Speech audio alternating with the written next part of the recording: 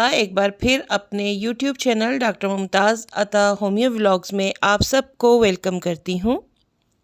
دوستوں، آج ہم جس بیماری پر بات کرنے جا رہے ہیں وہ بلڈ سے ریلیٹ کرتی ہے۔ آج ہم بات کریں گے ہیموفیلیا پر، لیکن اس سے پہلے میں ہمیشہ کی طرح آپ لوگوں سے ضرور ریکویسٹ کروں گی، کائنڈلی میرا چینل سبسکرائب کر لیجئے، ولاگ کو لائک کیجئے اور اپنے فیملی اینڈ فرینڈ میں ضرور شیئر کر دیا کریں تاکہ میری بتائی جانے والی تمام انفارمیشن آپ تک ٹائملی پہنچ سکے۔ تو جیسا میں نے آپ کو بتایا، آج ہم بات کرنے جا رہے ہیں ہیموفیلیا پر۔ اگر ہم ڈیفینیشن پر جائیں کہ ہیموفیلیا کیا ہے، تو جیسا کہ ہم سب جانتے ہیں کہ اگر ہمارے باڈی سے بلڈ نکلنا شروع ہوتا ہے تو وہ کچھ سیکنڈ کے بعد جم جاتا ہے اور جسم سے مزید بلڈ نکلنا بند ہو جاتا ہے، کیونکہ یہ ایک قدرتی امر ہے۔ لیکن اگر وہ بلڈ جمتا نہ ہو تو یہ ایک خطرناک صورتحال ہوا کرتی ہے اور اس کیفیت کو ہم ہیموفیلیا کہتے ہیں۔ اور جس مریض کو یہ صورتحال درپیش ہو اس کو ہم ہیموفیلک پیشنٹ کہتے ہیں۔ یہ بیماری خون کی بیماری کے خرابی کے باعث ہوتی ہے۔ اس تکلیف کے مریض کو اگر چوٹ لگ جائے یا کسی اور وجہ سے خون نکلنے لگ جائے تو یہ بہت خطرناک صورتحال بھی اختیار کر سکتی ہے۔ اگر ہم ایٹیالوجی پہ جائیں، ایسے کون سے ریزنز ہیں جو کہ ہیموفیلیا کا باعث بنتے ہیں، تو جیسا کہ ہم جانتے ہیں کہ خون کو جسم سے باہر نکلنے پر گلوبولین نامی کیمیکل ہے، وہ جما دیتا ہے۔ اگر بلڈ میں اس کیمیکل کی کمی ہو جائے تو بھی یہ تکلیف ہو سکتی ہے۔ اس تکلیف کے زیادہ تر مریض وراثتی ہوتے ہیں، مینز ان کے خاندان میں یہ مرض پایا جاتا ہے۔ ہم موروثی مرض بھی اس مرض کو کہہ سکتے ہیں۔ انہیں یہ تکلیف وراثت میں ملتی ہے، لیکن بعض لوگوں کو یہ بیماری وراثت میں نہیں ملتی۔ اگر کسی تندرست آدمی کی شادی کسی بیمار خاتون سے ہو جائے جو کہ ہیموفیلک ہیں تو آدھے بچوں کو یہ تکلیف ہو سکتی ہے اور آدھے بچے اس تکلیف سے بچ سکتے ہیں۔ گلوبولین نامی کیمیکل کو ہم فیکٹر V3 کے نام سے بھی جانتے ہیں۔ اگر ہم سمٹمز پہ آ جائیں کہ ایسی کون سی علامات ہیں کہ جن کی وجہ سے ہم بآسانی پہچان سکتے ہیں کہ یہ مریض ہیموفیلک ہے، تو اکثر ان کے جوڑوں میں بہت زیادہ تکلیف ہوتی ہے، یعنی کہ جوڑوں میں شدید درد ہوا کرتا ہے۔ زیادہ تر نیز متاثر ہوتے ہیں اس درد کی وجہ سے، اور جو جوائنٹس ہیں ان کے مقام پر عموماً سختی آ جاتی ہے۔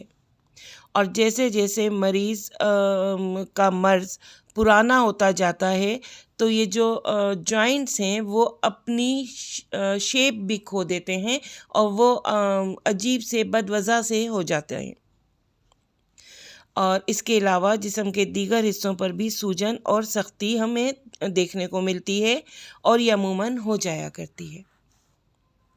اگر ہم ڈائگنوسس پہ جائیں کہ ایسے کون سی ٹیسٹ ہیں جن کی وجہ سے ہم ڈائگنوز کر سکتے ہیں کہ اس مریض کو ہیموفیلیا ہو چکا ہے، تو مریض کے خون کا ٹیسٹ کیا جاتا ہے۔ بلیڈنگ ٹائم جو ہوتا ہے اسے چیک کروانا چاہیے، جس کی وجہ سے ہمیں پتہ چل جاتا ہے کہ اگر اس میں وہ بلیڈنگ ٹائم اس کا کم آ رہا ہے، مطلب خون اپنے ٹائم سے نہیں جم رہا، تو ہمیں کنفرم ہو جاتا ہے کہ یہ ہیموفیلک مریض ہے۔ اسی طرح پلیٹلیٹس کی تعداد بھی چیک کروانی ضروری ہوتی ہے۔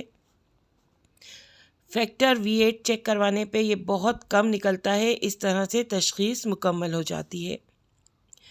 کلوٹنگ ٹائم کو بھی ضرور چیک کرا لینا چاہیے، یعنی خون جمنے کے لیے درکار وقت، یہ عموماً ایسے مریضوں میں زیادہ ہوتا ہے۔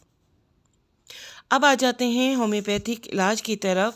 تو ہیموفیلیا کا جو ایک بہترین ریمیڈی ہمارے پاس موجود ہے، لیکسس 200 اور 1000 کی صورت میں ہم دے سکتے ہیں۔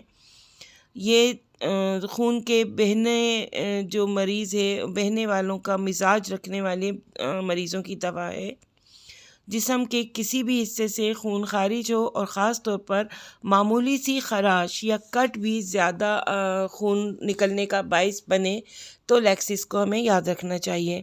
اسی طرح سے خون بہنے کی ایک بہت ہی عمدہ دوا ہمارے پاس ہے اسٹامونم۔ یہ ہم کیو میں دیتے ہیں اور یہ اندرونی اور بیرونی دونوں طرح کی بلیڈنگ میں بہت آرام سے ہم استعمال کر سکتے ہیں۔ معمولی زخموں سے بھی کئی دن تک اگر خون رس رہا ہے اور اس وجہ سے مریض کے جو آرگنز ہیں ان میں سنسناہٹ فیل ہونے لگی ہے تو عموماً ہمارے پاس سیکل کار 30 میں استعمال ہوتی ہے، اور اس جو مریض کے جو اس دوا کے مریض ہوتے ہیں وہ دبلے پتلے ہوتے ہیں۔ خون بہنے کی ایک اور بہترین ریمیڈی ہمارے پاس جو ہے وہ ہے فاسفورس، جو 30 سے لے کے 1000 تک ہم دے سکتے ہیں۔ اس کا تعلق جو ہے وہ ریڈ بلڈ سیل سے ہے، اس لیے صرف ریڈ بلڈ سیلز کی جو ہوں گے اگر ان کی زیادتی ہمیں نظر آ رہی ہے تو اس میں، لیکن ایز پر سمٹم ہمیں استعمال کرانا چاہیے۔ اس کے علاوہ ہر طرح کے جریان خون کے لیے ایک جو بہترین دوا ہمارے پاس ہے وہ ہے ملی فولینیم، جو کہ ہم عموماً کیو فارم میں دیتے ہیں۔ اگر خون کا رنگ بہت چمکدار اور سرخ ہے کسی بھی قسم کی بلیڈنگ میں تو یہ دوا ہم ضرور دیں گے، اور اس کو دینے سے جو ہے اندرونی اور بیرونی دونوں طرح کی بلیڈنگ میں ہمیں افاقہ فیل ہوتا ہے۔ اسی طرح سے اگر کسی بھی جسم کے مخارج سے خون نکلتا ہو اور بلڈ کا رنگ اس میں تھوڑا سیاہی مائل ہو تو ہم کروٹیلیس پہ جائیں گے، اور کروٹیلیس ہم نظر میں رکھیں گے 30 کی صورت میں، اور سمٹمز وائز ہم اس کو ضرور استعمال کرا سکتے ہیں۔